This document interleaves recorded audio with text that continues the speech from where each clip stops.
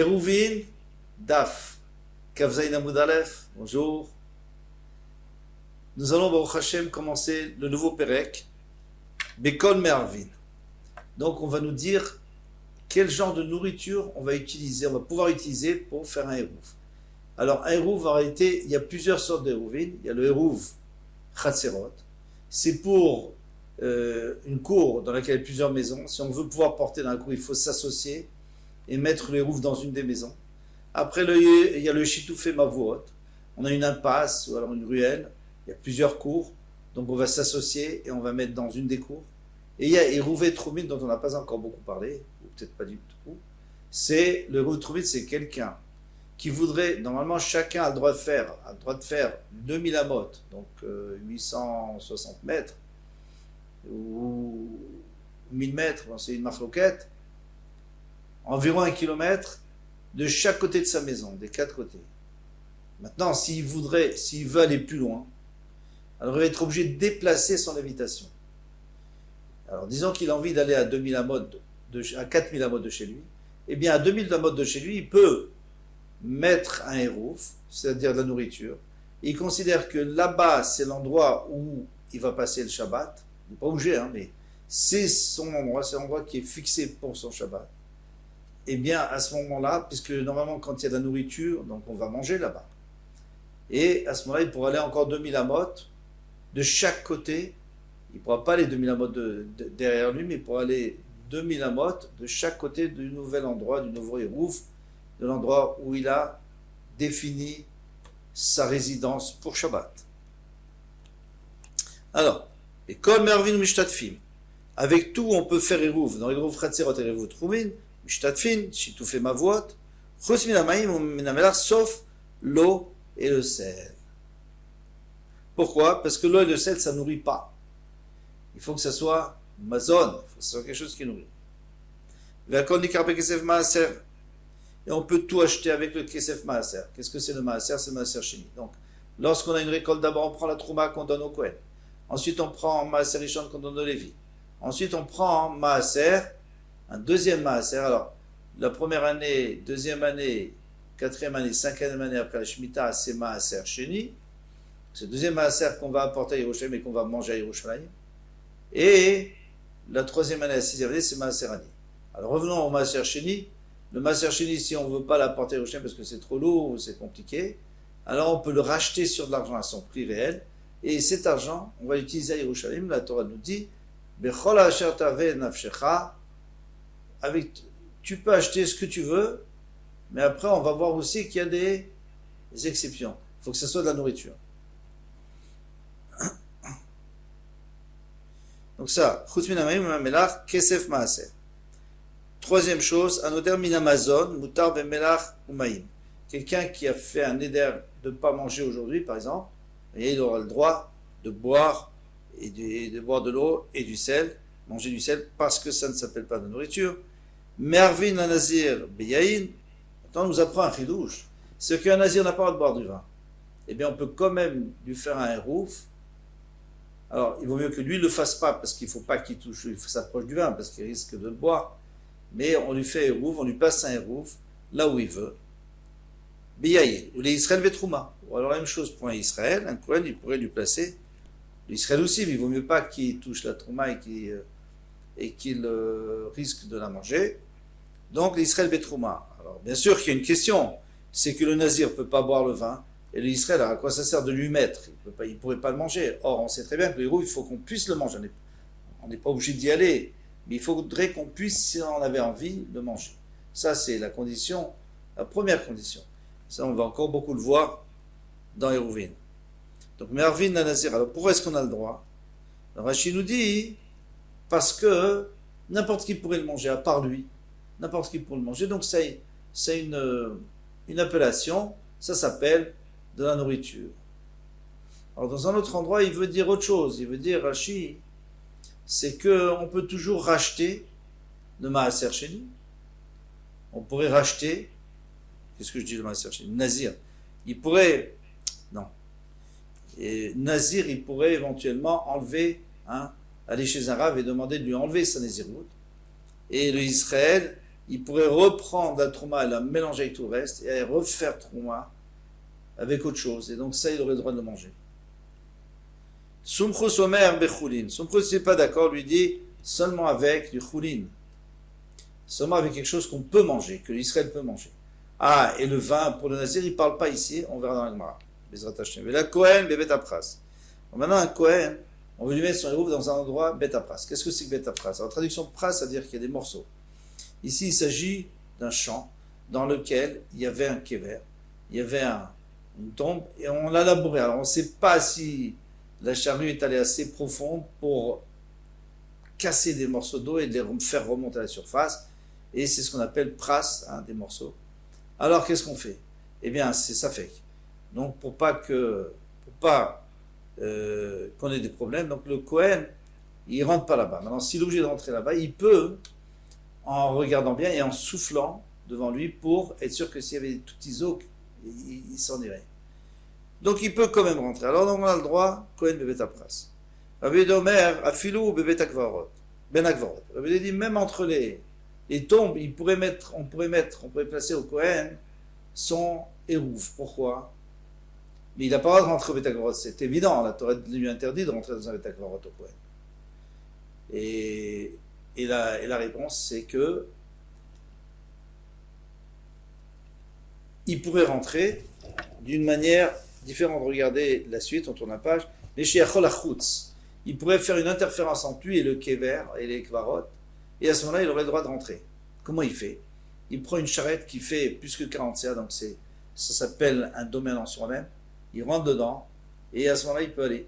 Alors, bien sûr que pendant Shabbat, il ne pourrait pas faire ça, parce qu'il faut tirer par un animal, et on n'a pas le droit d'utiliser un animal pendant Shabbat. Mais il pourrait le faire avant Shabbat, et rester là-bas. L'essentiel, c'est qu'il puisse le faire, et qu'il pourrait manger son hérouf, ben hashmashot à l'entrée de Shabbat.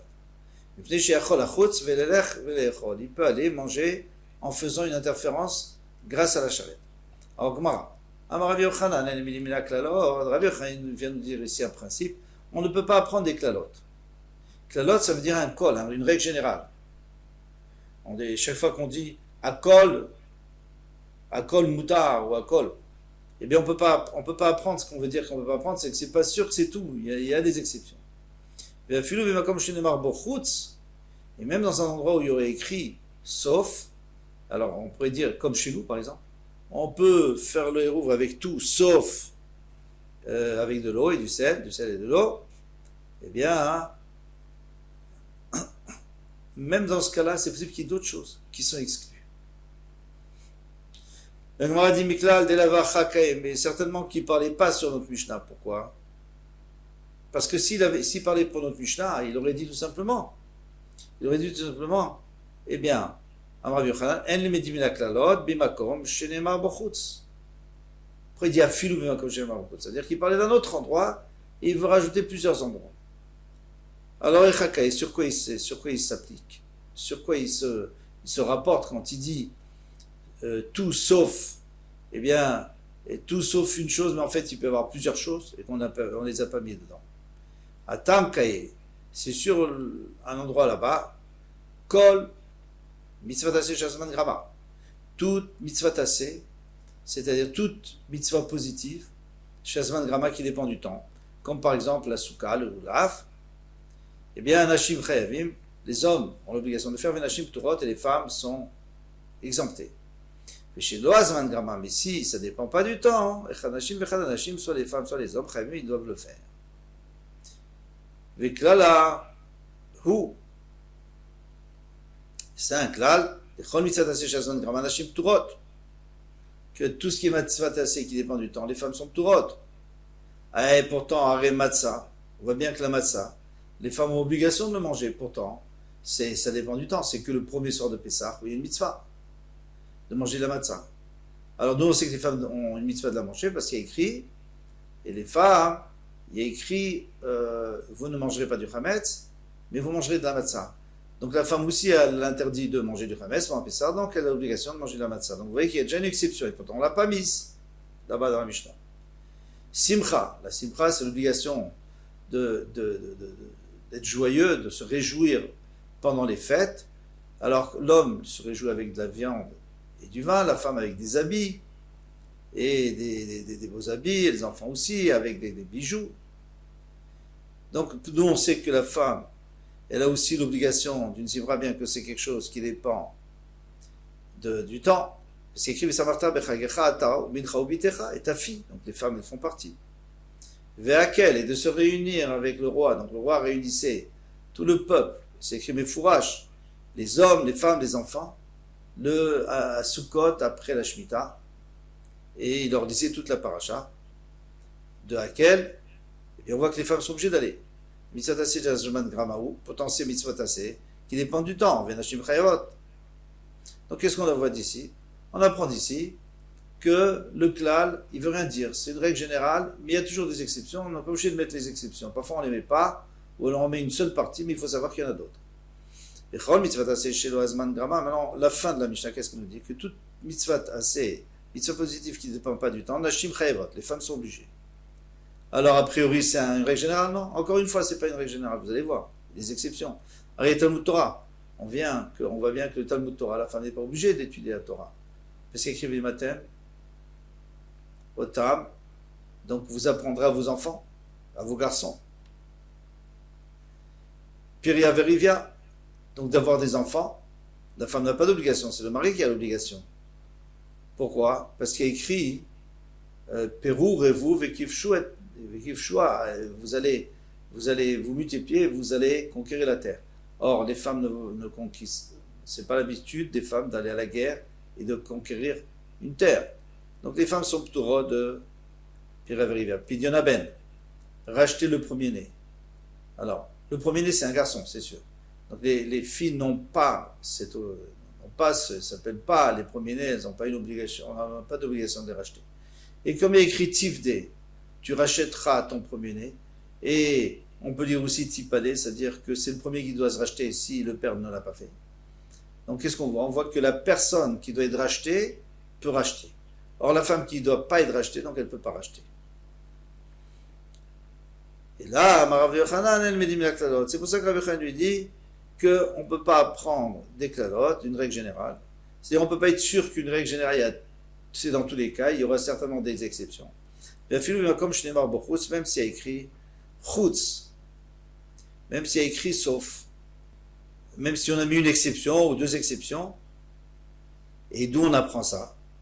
Amarabaye, veite maravirmea, afanan namitana, mais nous on a une braïta qui nous dit ça. Od klal, acher amrou, ils ont dit encore un klal, une règle générale, koshinisal gabe azav, tout ce qui est porté par le zav, donc tout ce qui est sur le zav devient tamé, même s'il ne le touche pas, mais il devient tamé quand même, mais il devient tamé rishon, parce que le zav il est avatoma, donc il devient rishon latoma. Vekol she'azav nisala, mais si c'est le contraire, si c'est le zav qui est dessus, alors si c'est quelque chose qui n'est pas prévu pour s'asseoir dessus ou pour se coucher dessus, taor, il est taor bien sûr. Chutz min haraoui le mishkav ou moshav, sauf ce qui est apte à mishkav ou moshav. Donc vous voyez, on a fait un klal, on a dit chutz. Sauf mishkav ou moshav, ça veut dire quelque chose qui est fait pour se coucher ou alors pour s'asseoir. Ve'adam, ou un homme qui porte le zav, il sera aussi tamé. Et là, ça serait une touma beaucoup plus grave, c'est une touma de avatuma. Même si on ne touche pas le zav, mais on le porte avec des couvertures entre nous, eh bien, on est quand même tamé. Et tous les cas, et pourtant on a dit chutz, on a dit que trois choses, mais en fait il y a encore autre chose. Veika merkav. Merkav, ça veut dire le chevauchement. C'est-à-dire quelqu'un qui chevauche. Eh bien, si le zav chevauche, il va entamer la chose sur laquelle il chevauche, par exemple la selle. Hay merkav et echidami, de quoi on parle quand on dit que le merkav, que ce qu'il a chevauché est tamé? Il dit, il va aller, si c'est assis sur une moshav, alors ça s'appelle moshav, parce que tu t'assois, c'est comme une chaise, comme un siège. Non, ce qu'on voulait dire, haïka gabade ukfa, il y a la poignée, vous savez, toujours, devant la selle, il y a une poignée pour tenir. Celui qui chevauche, il a besoin de se tenir. Donc ça, en tous les cas, on ne s'assoit pas dessus, mais on l'utilise pour chevaucher. Netanya, aukaf tamé moshav, vetafous tamé merkav. Donc le ukaf c'est la selle, bien sûr, c'est tamé moshav parce qu'on s'assoit dessus, vetafous, mais ce qu'on tient, donc la poignée, tamé merkav. Ça s'appelle merkav, bien qu'on ne s'assoit pas dessus. vous voyez bien qu'il y a une exception encore qu'on n'a pas mise. Et là, donc tu peux déduire d'ici qu'on ne peut pas apprendre des règles générales. Même s'il est écrit Chutz. Amaravina. Ravina a dit Veite Marav Nachman. Et on peut dire que c'est Rav Nachman. Nous aussi nous avons appris donc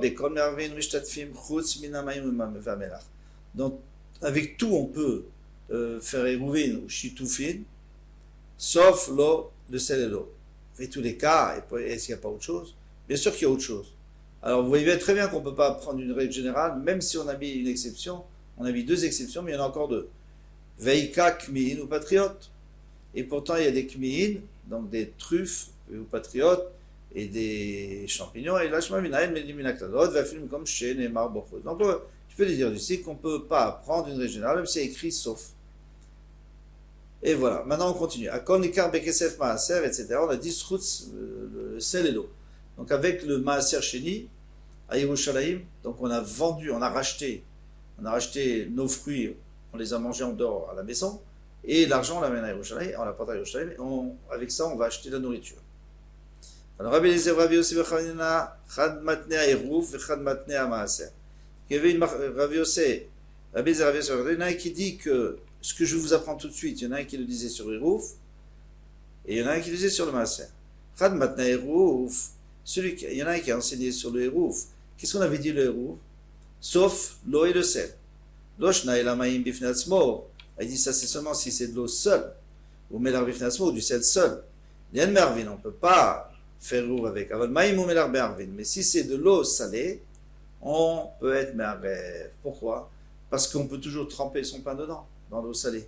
Donc ça fait partie du repas. Il y en a qui disent, non, lui il parle du Maaser, chez nous. Quand est-ce qu'on a enseigné qu'on n'a pas le droit c'est de l'eau seule ou du sel seul? On ne peut pas acheter avec de l'argent du Maaser. Mais de l'eau avec du sel on peut. Si c'est en même temps. Celui qui a dit pour Maaser, qui on a droit pour le Maaser, a plus forte raison pour Eruv. Parce que Eruv, c'est sûr que ça peut servir. C'est pas de la nourriture, mais ça sert pour la nourriture. Mais celui qui a permis pour l'Eruv, ça je comprends. Parce que le Eruv, c'est pour accompagner ton repas. Aval Maaser, à Maaser, lo. Pour Maaser, non. Pourquoi? Maïtama a raison. Pira Beinan, on a besoin que ça soit un fruit. Alors ça, on va voir plus loin, on va apprendre que pour que le Maaser, il faut acheter un fruit. Un fruit, ça ne veut pas dire le fruit de l'arbre, mais c'est le fruit de quelque chose. Par exemple, un fruit de l'arbre, ou par exemple, j'ai planté des tomates, donc maintenant ça produit des tomates, donc c'est un fruit du fruit. Et ensuite, il y a aussi les animaux, puisque les animaux, c'est un fruit de leur mère. Kiata Rav Yitzhak, lorsque Rav Yitzhak est arrivé d'Eretz Israël, Matné, il a enseigné à Maaser. Il a dit, c'est sur le Maaser dont on a parlé, oui, depuis haut, le Maaser Sheni, c'est là-dessus, que Maïm avec de l'eau, du sel et de l'eau mélangés, on a le droit. Mais et alors là-dessus, on va avoir une question, oui, de Rabbi Yehuda ben Gadish. Rabbi Yehuda ben Gadish, il a témoigné, il est Rabbi Eliezer. Chez le Bet Abba, ayulokrim tsir bekesef Maaser. Chez mes parents, on achetait du tsir, c'est-à-dire du jus de poisson, bekesef Maaser. Amarlo, Shema lo shamata. Et là, ça c'est seulement s'il y a des entrailles de poisson qui sont mélangées avec. Et le poisson, c'est un fruit de la mer, ou de ses parents. Ve'afilu le Rabbi Yehuda ben Gadish lo kamar le betzir de shumna piraï. Alors lui, il a parlé du tir parce que la graisse, c'est un fruit du poisson. Avalmaïm melach lo. Mais de l'eau et du sel, non.